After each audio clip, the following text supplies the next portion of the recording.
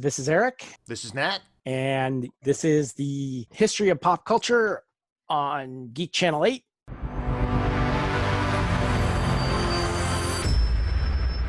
What have you been up to, Nat? We've tried to watch Space Force this week.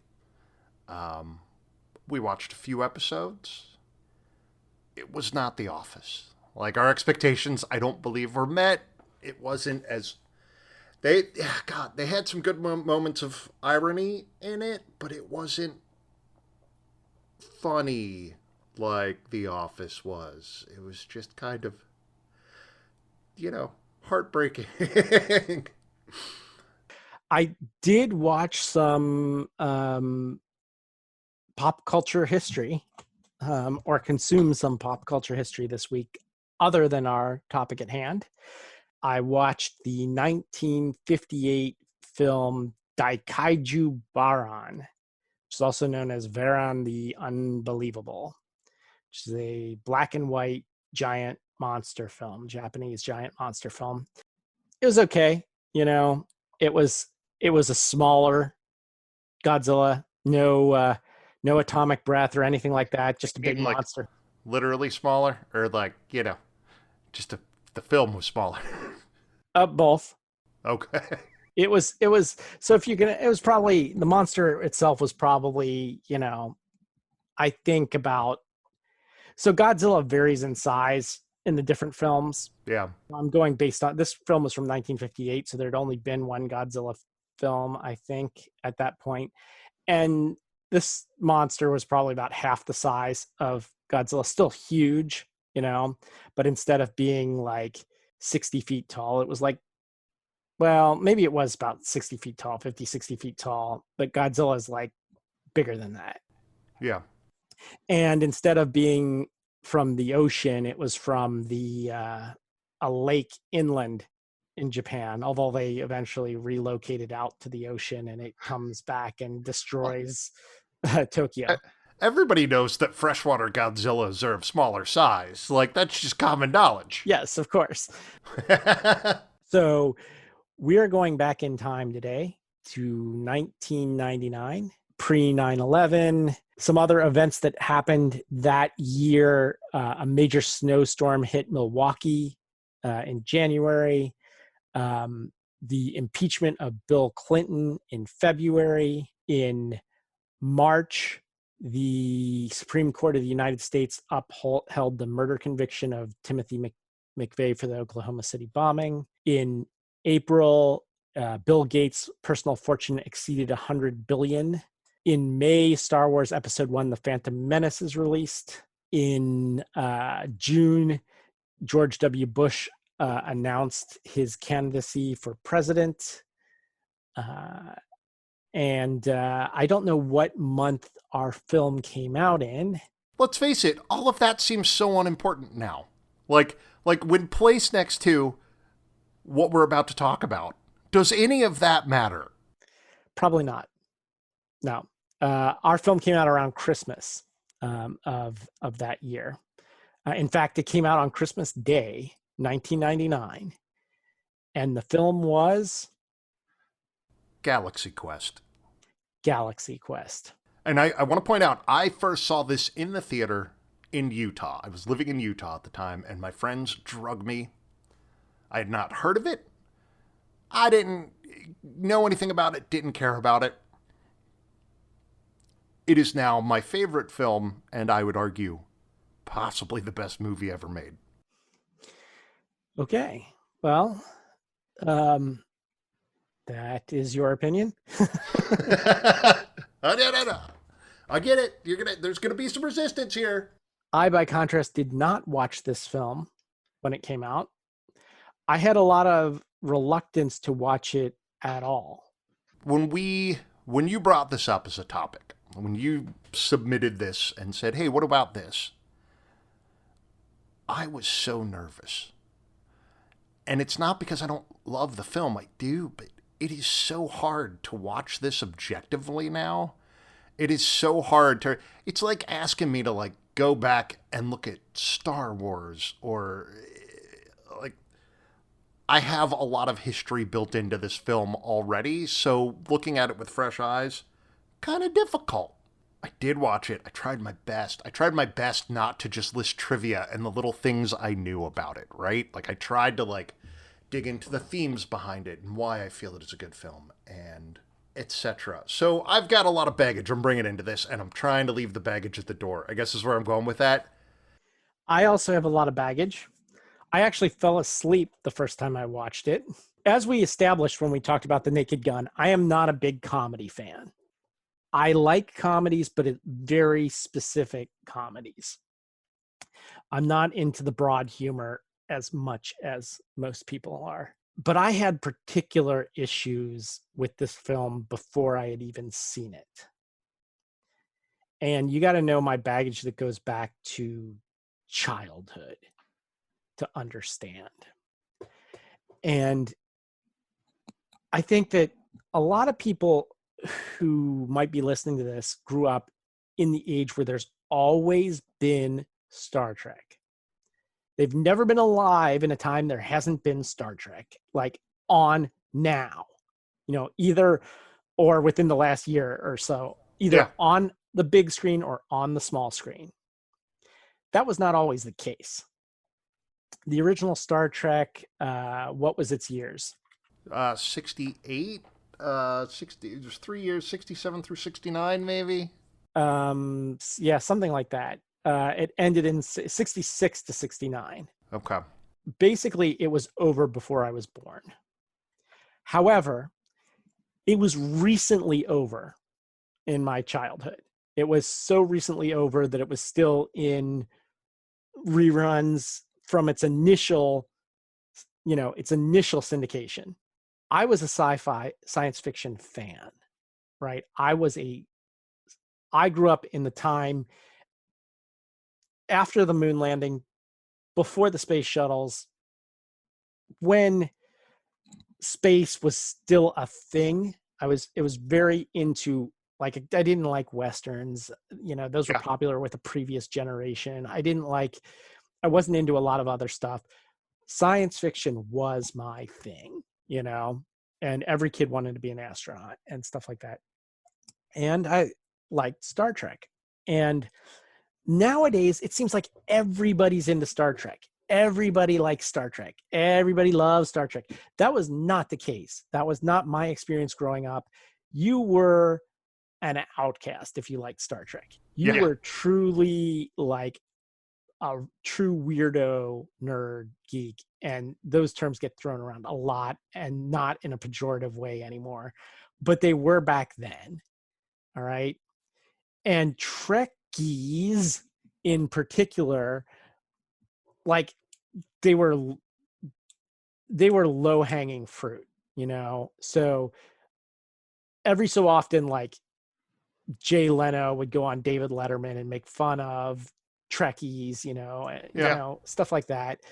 And I really did not appreciate people making Star Trek fans the butt of jokes because a few happen to be really out there, like with any kind of fandom. But I was part of the fandom that really loved the show and, actually petitioned to get it back on the air. And eventually it did come back on Fox as The Next Generation.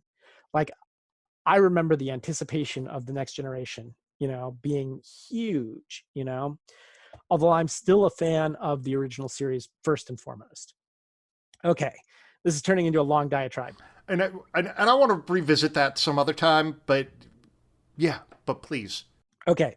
So in the late 90s, early 2000s, Trek had gone off the air again, but it was having its moment. It was like reaching, critical mass in the public consciousness. Mm-hmm. And 2 years before this film, I think it was 2 years before this. Yeah, 2 years before this film, the film Trekkies came out. Yeah. And those of us who are Star Trek fans would prefer to be called Trekkers, but it's another one. It was a documentary, and it was about, like, look at how weird these Trekkies are, and all of that. And so I watched it later. It wasn't as bad as I thought, but I much like this film, I had an immediate adverse reaction. I'm not going to sit down and sit through 2 hours of them making fun of Star Trek fans. Yeah. Then the next year, the film Free Enterprise came out. Free Enterprise was a Star Trek comedy drama, and William Shatner was actually in it. So then I was like, I am going to watch that, because if they actually have Shatner in it, I'll watch it. And I loved it. That film to me is the best Star Trek parody ever. And it was about growing up, being that weird kid and growing up, and they were pushing 30. And it wasn't just about Star Trek, it was also about sci-fi, science fiction in general. So like there's also a Logan's Run theme to the whole thing, where in Logan's Run, for Yeah. those who don't know, everybody over 30 is sent away, and To live on a farm with it, run with the other adults. And yeah. and in fact, I was 29, and I was pushing 30, as were all the characters, and they were coming to grips with, they'd spent their whole teens, their whole 20s still being fanboys, and what were they doing career wise? And many of them were pursuing careers in the arts, like in television and film, as was I. And the whole thing just fit together so well. And then they meet their hero, their captain, William Shatner, who turns out not to live up to their expectations of the, babe magnet and all the things they expected that he would be from his character, but he becomes their friend, and it's an interesting story. And I loved it, still love it. It's definitely a film of its time because of what was going on at the time. And for me, that was Star Trek parody to some degree at its best. I mean, it had, Sure. green skinned babes and all that stuff. Have you seen this film? I have not, but I mean, but I'm going to go watch it now. Like, this sounds amazing. Yeah, so that I felt respected the fans while also having fun. Also, it was not broad comedy. It was, it's a much more refined intellectual comedy, in my opinion. So that was still in my mind when Galaxy Quest comes out. And by the time Galaxy Quest, when I saw the trailers for it, and honestly, it looked like a lot of other Star Trek parodies, but not as good. I believe by this point in time, Futurama already existed, and there was Zap Brannigan, and I'm like, okay, this is like Tim Allen's just doing a bad Zap Brannigan, I wasn't that into it. When I watched it the first time, I fell asleep. I told you about that. But after I watched it the second time, I grew to have a greater appreciation for it. And I think it's funny, and I think it's decent, even good, but it is in no way to me what it is to you. And in fact, there are things about it that still push you're just disrespecting the fans button. The experience you've described, I think you're 1 year older than me. Like, we grew up in the same era, right? Like, we're children of the same exact comic nerd outcast. We were in the same spot. I've been to the conventions they put in the movie. Like, I've been to those. I've dressed up as a Klingon, dude. Like, my nerd bona fides were definitely well filled out by the time I saw this, and they've only gotten thicker since. This was familial. This wasn't the tough kids at school yelling nerd at me. This was the other dude dressed in a Klingon outfit telling me I looked funny. This was the exact kind of like bonding, loving, lambasting that turns people into friends. And I love that. There's a scene where Tim Allen, he's been abducted by aliens. He's trying to lead the initial peace talks, but everybody else shows up for their job, right? Everybody else shows up for Tech Value Electronics Superstore grand opening, and they're out in front of it announcing. But the Tech Value Electronics Superstore is this terribly muted and mundane. Like, it's heartbreaking to watch the scene, even with nothing else. The still shots from it just seem That was one of my adult. favorite parts, actually, of the movie. They're just deflated, but they keep going. They're pushing forward in this very adult, the bills have to be paid kind of way. But but who's there? The kids show up again. The kids are this unifying theme to the entire thing, while everybody else is basking in ego or you name it. The kids are the common thread throughout the movie. The fans are what the film is about. And to the extent that the characters are their own fans, Tim Allen has this very built-in expectation that of course I'm what my character is like. Of course that's who I am. So it is him being a fan of himself and realizing the limitation of that. But it is also the unwavering love of the kids who just love what they're doing that saves them in the end. Right. And there's more I could get into. There's other stuff I want to talk about. But really, it was a love of by the fans that made the film work. I guess part of me is also not sure of who the fans are, because the year before this came out, I went to a science fiction convention, and I had been going to this convention on and off for years. And that year it was huge. That was the first year it went from being a few thousand people to being in the tens of thousands of people. Yep. And that's only increased. Comic-Con has blown up. I don't know when all of that happened, but it seemed to happen right before the turn of the millennium. So right around the time this film came out. And to me, I felt like there was a lot of exploitation going on at that time of fans so everybody had to launch their own intellectual property and have their own series that was ongoing and had their own, like, they all wanted to copy the Star Trek fan base. And there was a lot of, profiting off of the fans in a ton of different ways. That was just tons of people flocked into it just for the money. And Comic-Con is still that way to this day.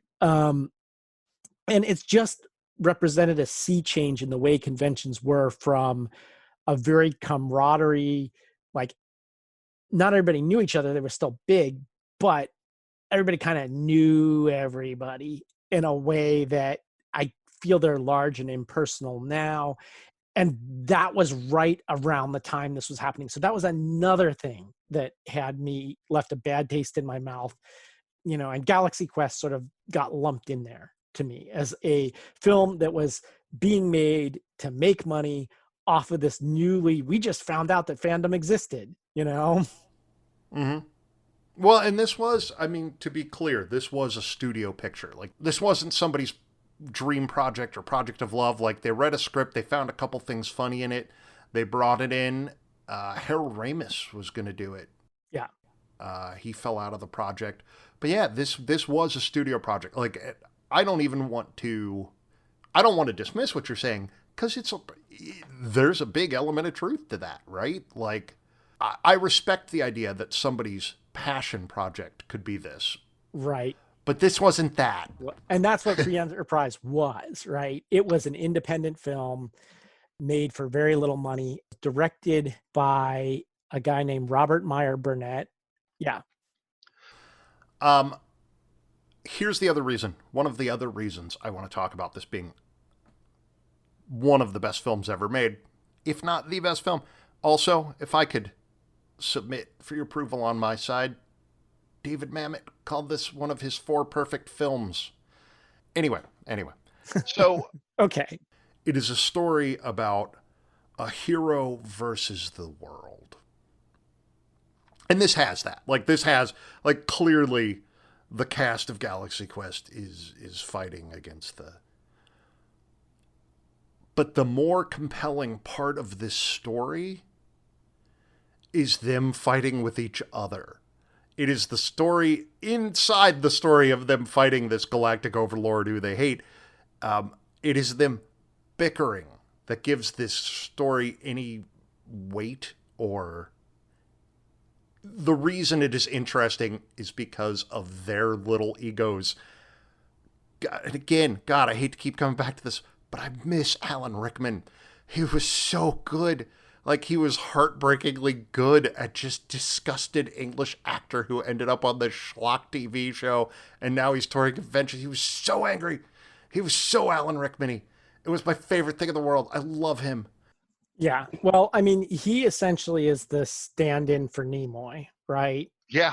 For a long time, Leonard Nimoy tried to distance himself from Trek after it. You know, his book was called I Am Not Spock.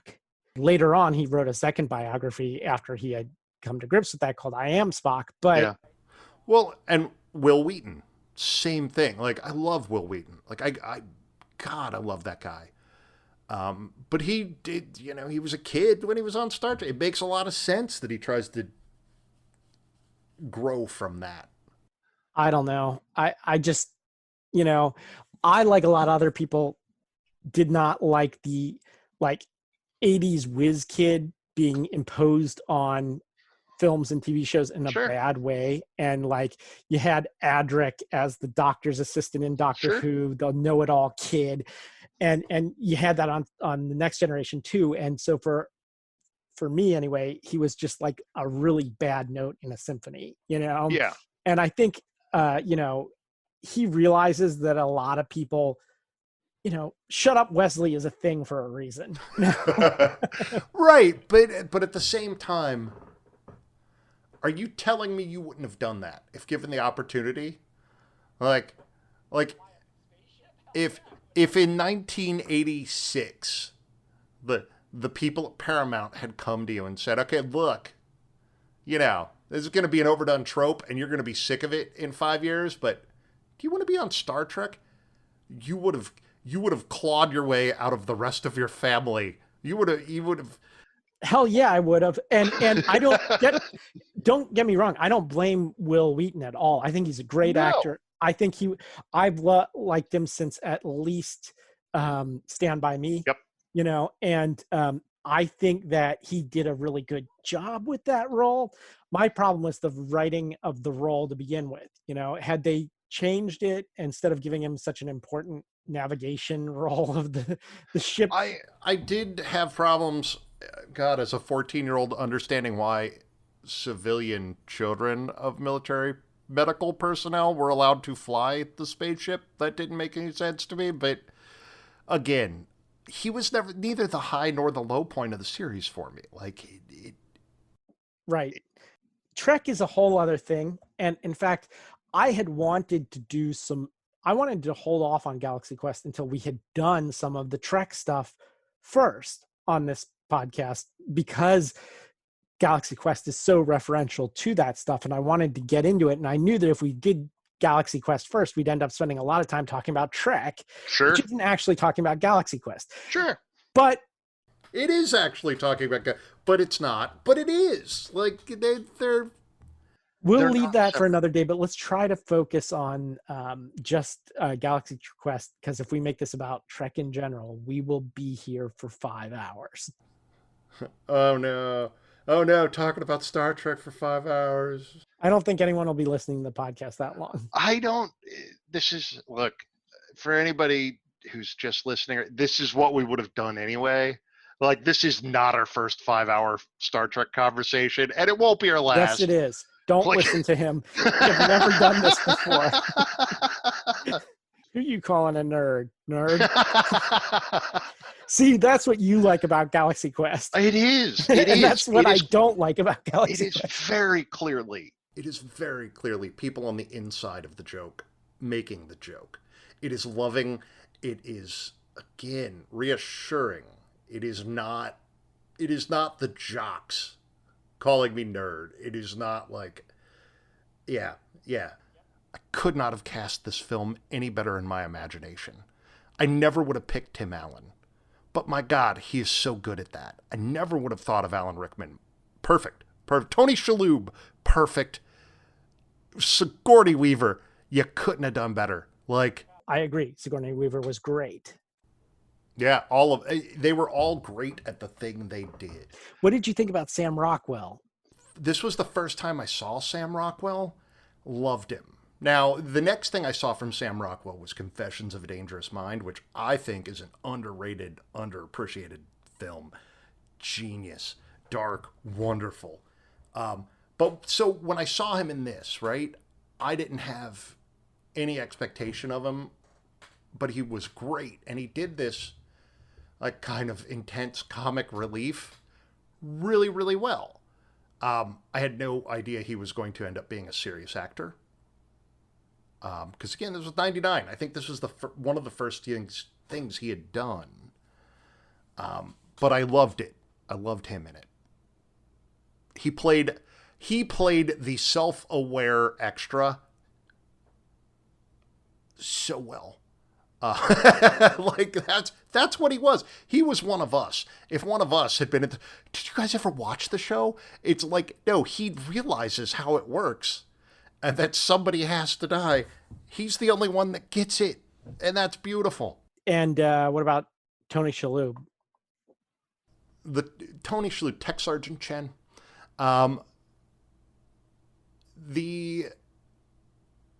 The part, okay, so there's a little bit of like, and this is delving into the trivia. There were some elements of the story that were lost to get a PG rating.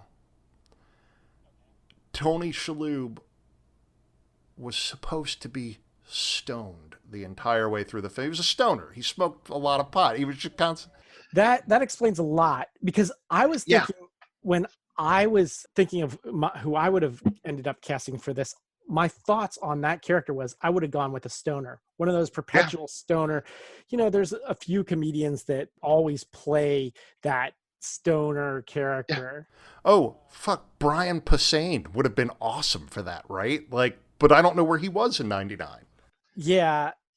He's one example. Like the stoner nerd, like Brian Posehn. Jim Brewer is another. Brewer. Yeah. Yeah. But it's like, and that was without me even knowing what you've just told me. Yeah. So that makes the character makes a lot more sense. So yeah, is there something else you wanted to say about that? There is. So watching it just the first time, again, I did like watch it last night. This is the first time I caught this. There's one throwaway line where Sam Rockwell looks at Tony Shalhoub and says, "Are you stoned?" It's quiet. It's in the background. Like they hint at the caught thing. That. Yeah. I had missed that the entire rest of the time I had watched this. Here's my deal with the Tony Shalhoub character. First of all, I thought a great actor, totally underutilized in this film. Yep. Also, I think that some of what they were trying to go for just fell flat. So I think that he of course represents James Doohan's Scotty character in this, right? Yeah. And the engineer. And so I think the first thing they were going for was having Scotty is actually called Scotty in the Star Trek, Mr. Scott, and the nickname is Scotty and all that. And they're like using his ethnicity as his identity. Well, in this, Tony Shalhoub's name is Sergeant Chen, which sounds like Sergeant Chen. Yeah. Which sounds Chen. like an Asian Chinese. And in fact, they say he says, "My real name isn't even Quan." Like even his acting name, even the character, not the character in the show, but the character in the film, even that was a fake identity he had picked on or he'd taken on to make it in Hollywood, right? So for those who don't know, he's like Lebanese or something.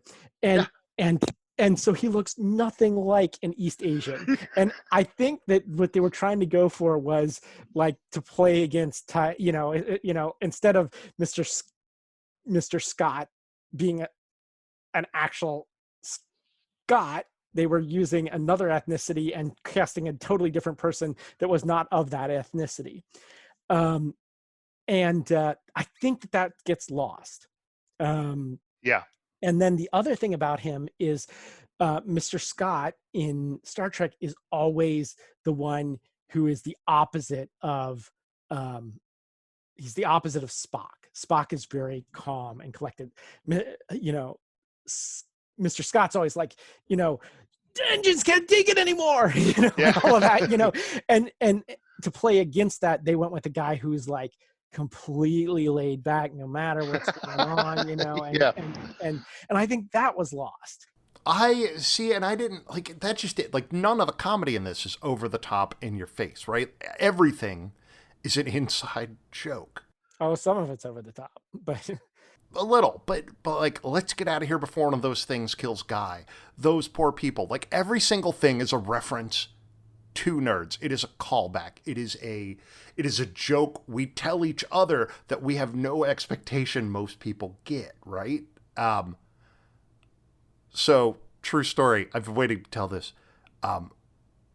My girlfriend's daughter asked me the other day, because if something comes up like how big are badgers or whatever, I ask my phone, because I'm a normal person of the 20th century, right? Like, I just ask my phone, hey, how much do badgers weigh? And it tells me. 21st century, but yes. Oh, Jesus. You're old. But so, you ask it the question, it shows you the answer on the screen, and then it reads it to you. But I've already read it by that time. By the time it starts speaking, and she was amazed. She asked, like, how do you say that at the same time that says, and I got to use the line, I have one job on this ship. It is stupid, but I'm going to do it. I was so proud that I got to make a Galaxy Quest reference of my own. I got to make a Sigourney Weaver reference. I was very happy. Which is a Nichelle Nichols reference, but yeah. Yeah, I feel, and especially in 99, very little of the humor in this makes sense to most people. This is before and again, like, I can't show it to you now without the intervening 21 years having, like, changed your opinion. But this was a joke we told to each other. This is how we would have harassed each other. This is how we made fun of the thing we loved with each other. And I appreciate that. But back to the story. So it is clearly these actors at a convention, signing autographs, whatever. And the idea is that a race of aliens have seen the television show, and they have recreated this, and they have come to ask these actors for help believing the show they have seen to have been actual historical reference. So they're having their own interstellar problem. They come to Earth, they grab the actors, and have them lead their ship for them. The actors are sick of each other. The actors have been doing this for years. They love each other. They're a family. Like, they did this thing back in the 80s, and here they are at around the year 2000, still doing the same thing, but in a much reduced form of signing, stuff at conventions as opposed to making more content. And the Kirk character has a blowout with one of the fans, storms off, goes home, gets drunk.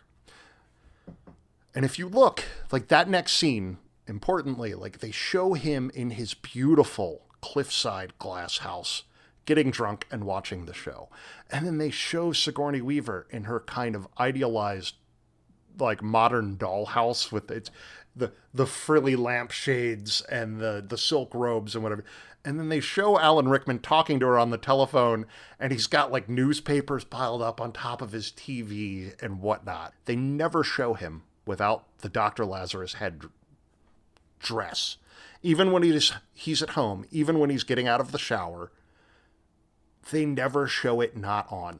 Even after he is beaten up by aliens, they show it broken. And they show his hair sticking through in weird kind of way, but he's never shown without it on. And why do you think that is? I mean, just my 2 cents. I think it's because, again, they're muddying the water between the character and the character's character. And that makes sense.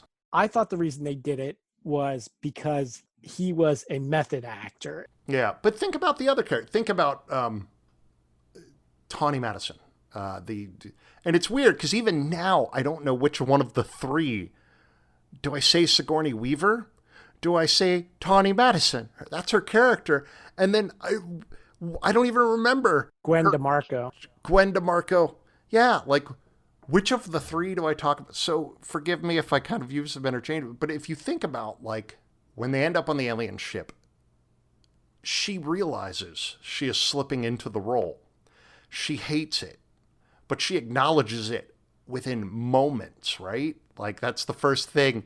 The computer starts screaming about the engine problem and, the structural failure, and she just starts repeating it, and she knows that's what's happening. With Alan Rickman, the character was more spiteful. Like, they couldn't. I think he kept the headdress on because they couldn't make him act that way. They couldn't make him act like the character, but they did that as a nod to all of the other people having to carry out their roles. He really had no role. He wasn't a scientist. He didn't know how to use the equipment. So they made it a physical thing of him never removing. That's my 2 cents. I'm just guessing. If anybody out there actually worked on Galaxy Quest, wants to hang out, talk to me, get dinner, I would love that. I will talk to you for hours about your amazing work. Let me get this out there. I like this film. I don't dislike it or hate it or anything like that. I was very reluctant to watch it to begin with, and I still don't think it's nearly as great as a lot of other people do. But there are some nitpicks I do have, and one of them is as soon as Tim Allen bumps into Justin Long, who plays a fan, and they switch communicators, I knew at that moment, this is a setup. In the third act, Justin Long's going to have to save them, talk to him via this communicator. Like, I just knew that was going to happen. And that is supposed to be, like, I think one of the big plot reveals. And I was just like, okay, did not see that coming an hour ago, you know? Right. And I don't think that's, if I could point out, this is the first time I saw Justin Long as well. Loved him in this. Like, he was awesome. He was a kid at this point. Well, right? You know, and this is the character I had the most trouble with, because it was like, you know, oh, he lives in his mom's basement. And then, like, when Tim Allen tells him it's all real, of course, he's a Star Trek fan. So therefore, he's not in touch with reality. And he says, I knew it all along, you know?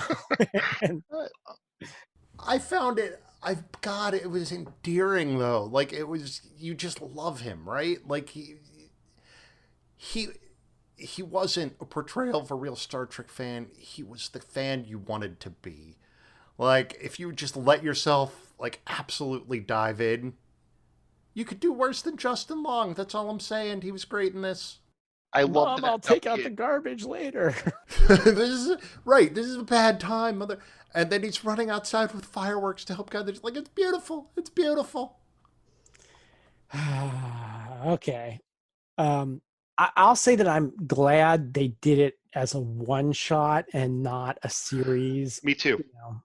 I think they were talking about launching a series a few years ago, and Alan Rickman's death put an end to that. And I'm a little relieved, honestly. Like, I think this is a perfectly contained work, and I would hate to see it.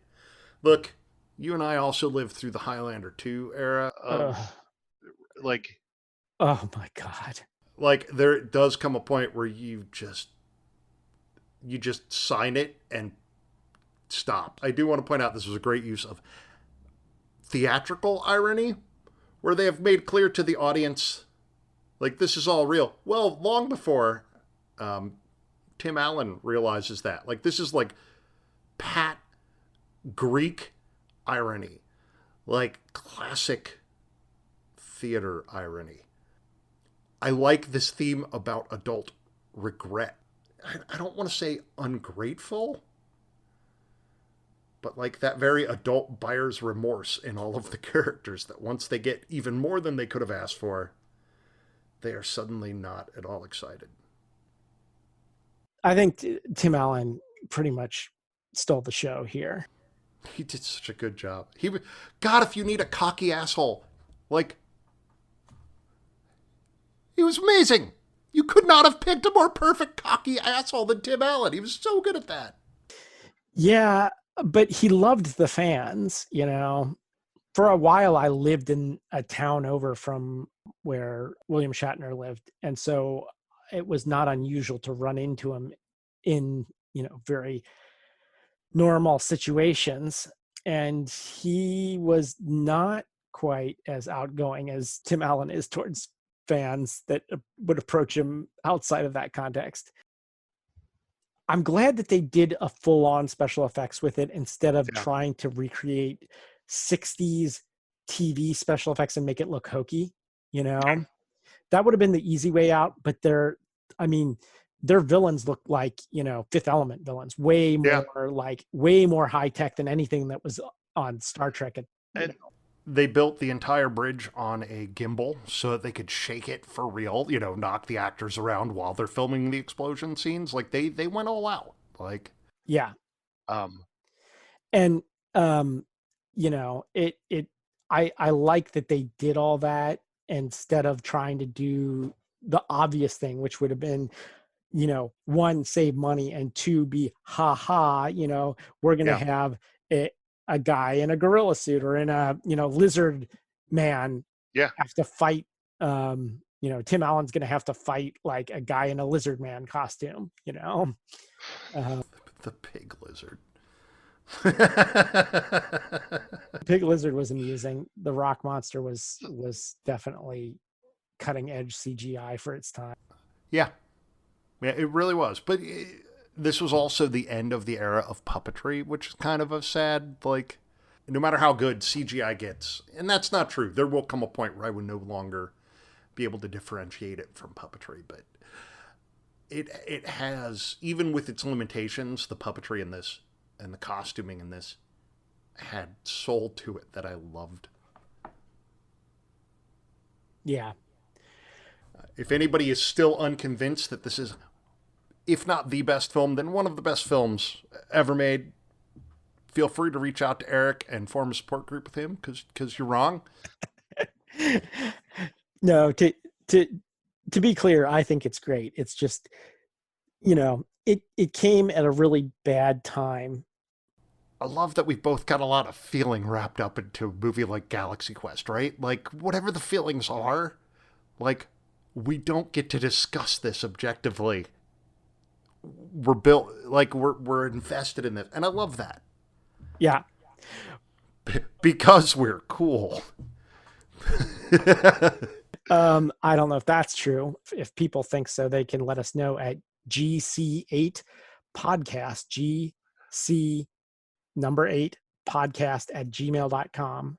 And of course, like, subscribe, and definitely give us a 5-star rating in the iTunes store, because it'll help other people find out about the show. We're not asking you for money. We're not asking you for anything, at least not yet. But we are asking you let other people know about the show if you like it. Okay, so until next time, this is Eric. This is Nat. Signing off. Bye, guys. Bye. That was a hell of a thing.